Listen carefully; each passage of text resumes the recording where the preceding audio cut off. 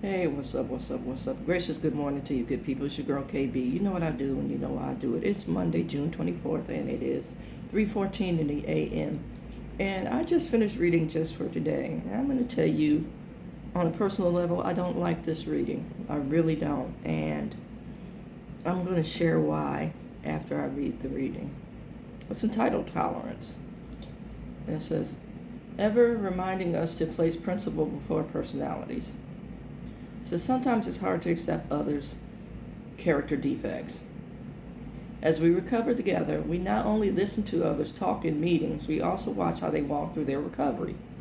The more we get to know other members, the more we become aware of how they live their lives. We may form opinions about how they work their program. We may find that certain members upset us, or we may even hear ourselves say, if I worked their program, I would surely use. We have found tolerance to be a principle that not only strengthens our own recovery, but also our relationships with individuals who are a source of irritation to us. It becomes easier to accept other members' frailties when we remember that we ourselves rarely turn over our own character defects until we become painfully aware of them. Just for today, I will strive to accept others as they are. I will try not to judge others. I will focus on the principles of love and acceptance. Now, that's a lovely sentiment, but I'm going to go back to the word that is the title of this reading, tolerance. And I don't like that word because tolerance comes from a place of judgment. Now, I know it goes on to talk about, we strive to accept others just as they are. And we do. I know we do. But what is the foundation for the acceptance? What is the standard for the acceptance? And more often than not, it's our standard. And when I say our standard, I mean our human standard. I tolerate so-and-so, because they irritate me. Why is it that they irritate you? Are you willing to have a conversation about that irritation with the individual? See, we'll have conversations all around the individual, but rarely do we go to the individual. Some of us are aware of the character defects, and others are not.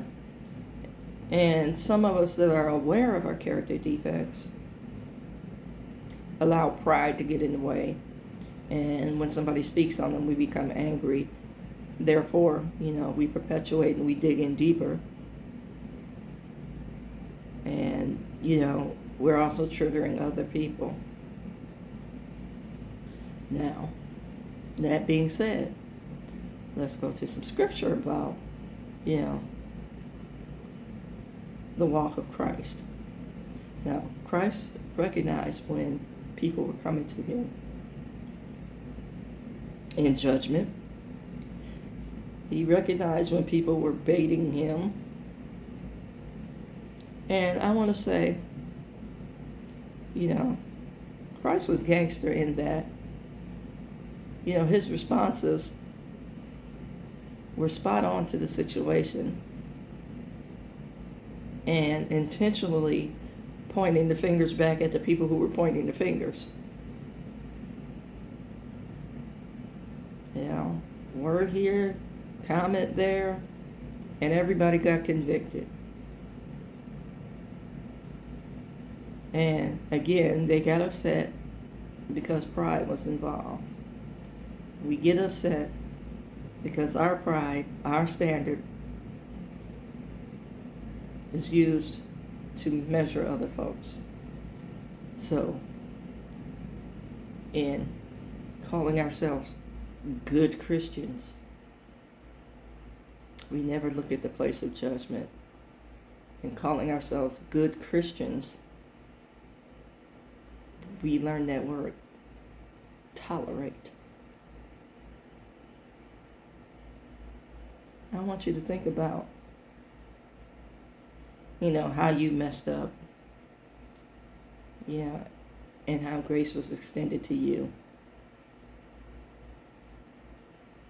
And then how you took that grace and you weaponized that grace. And you think you get to decide who's deserving of it.